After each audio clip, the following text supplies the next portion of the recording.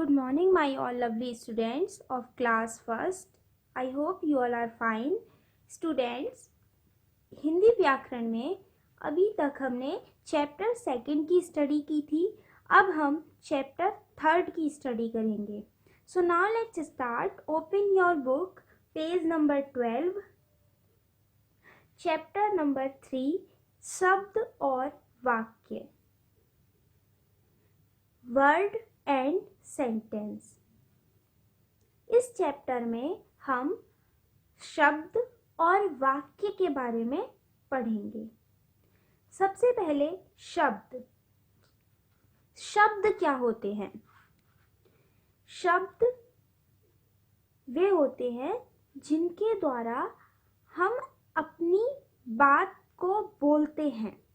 जैसे हम अपनी बात शब्दों में कहते हैं. मैं जो आपको अभी बोल रही हूँ वो क्या है? शब्द हैं. शब्द वर्णों के मेल से बनते हैं. शब्द किससे मिलकर बने होते हैं? वर्णों से.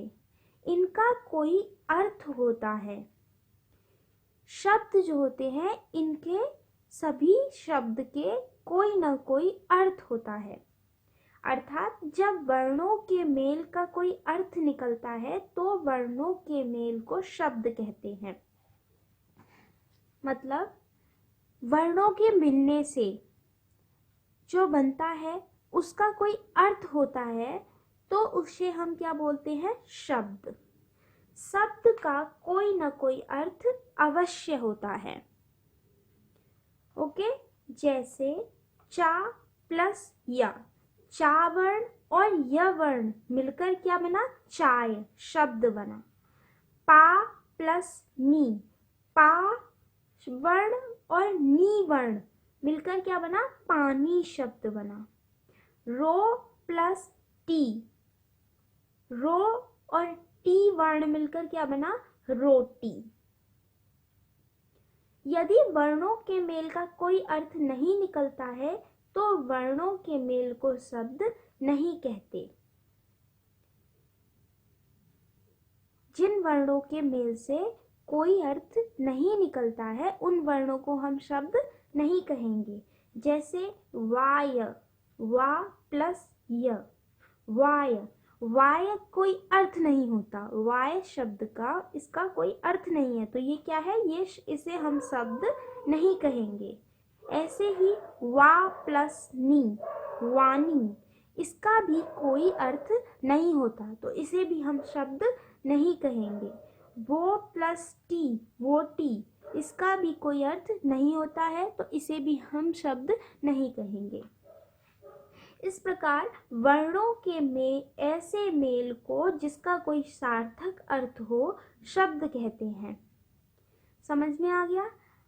ऐसे वर्णों के ऐसे मेल को ही हम शब्द कहेंगे जिनका कोई अर्थ होता है.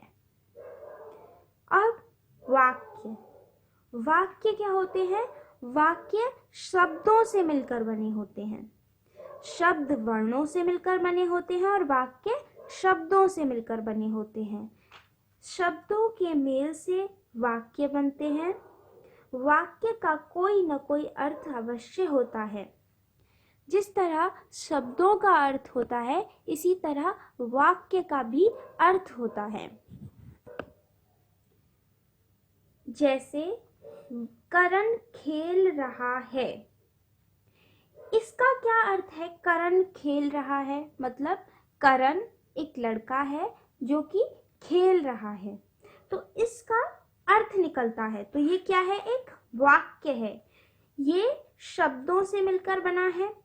करण खेल रहा है ये क्या है? शब्द है. तो इससे मिलकर क्या बना? एक वाक्य बना. इसी तरह हिरन दौड़ रहा है तो इसमें क्या है? ये शब्दों से मिलकर वाक्य बन गया. सोनू विद्यालय जा रहा है ये भी क्या है? एक वाक्य बन गया. करण खेल रहा है, हिरन दौड़ रहा है, सोनू विद्यालय जा रहा है. ये क्या है? वाक्य है।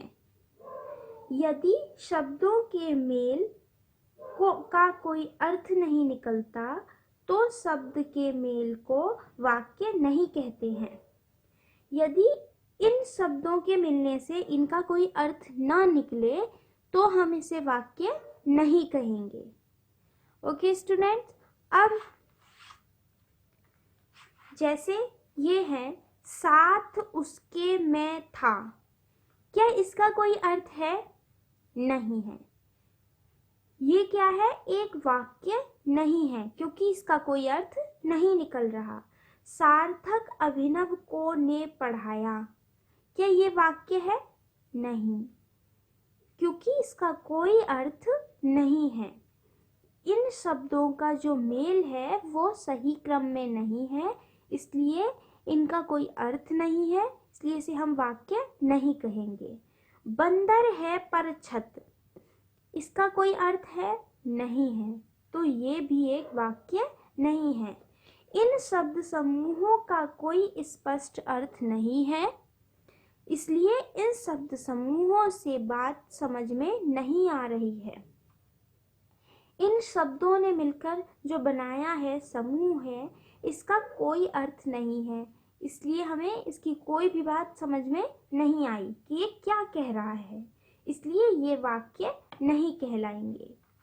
वाक्य के लिए इन शब्द समूहों को इस प्रकार भी लिखा जा सकता है।